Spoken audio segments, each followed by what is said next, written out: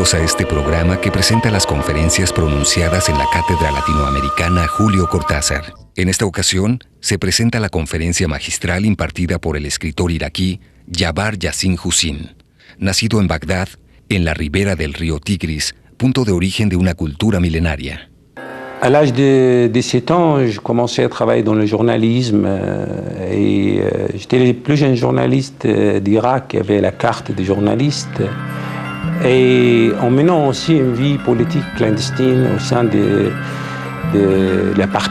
partis communistes irakiens, qui était un parti clandestin, où j'étais arrêté plusieurs reprises dans les conditions qu'on connaît dans ces pays. Et malgré tout, j'ai réussi quand même à avancer dans le journalisme jusqu'en 1976, où je devais partir de l'Irak parce que j'ai appris que mon arrestation était imminente.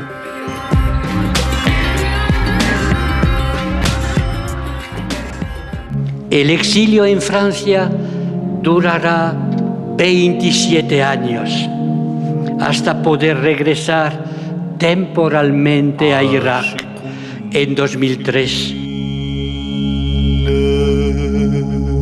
Es el primer intelectual exiliado que tiene el valor de regresar a esa tierra, que encuentra ocupada por tropas extranjeras, que le hacen sentir a él mismo forastero en su país. La casa donde nació y vivió sus primeros años de vida está destruida. Des navires de Christophe Colomb a crié « Terre, terre, terre ». C'était comme trois coups qui annonçaient l'ouverture de la porte de l'enfer.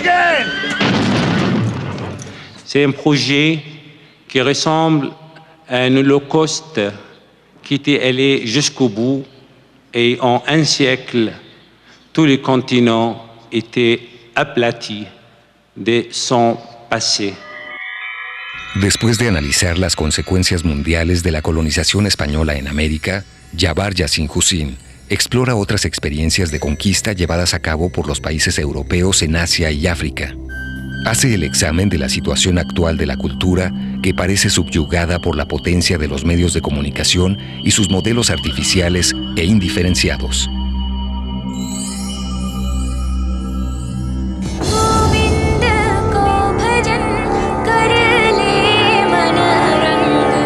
Aujourd'hui, les cultures sont en train de changer, même en Occident, où les cultures deviennent en fait une culture de presse, une culture de journaux et une culture de best-sellers, c'est-à-dire les fabrications, les cultures fabriquées juste pour plus de profit.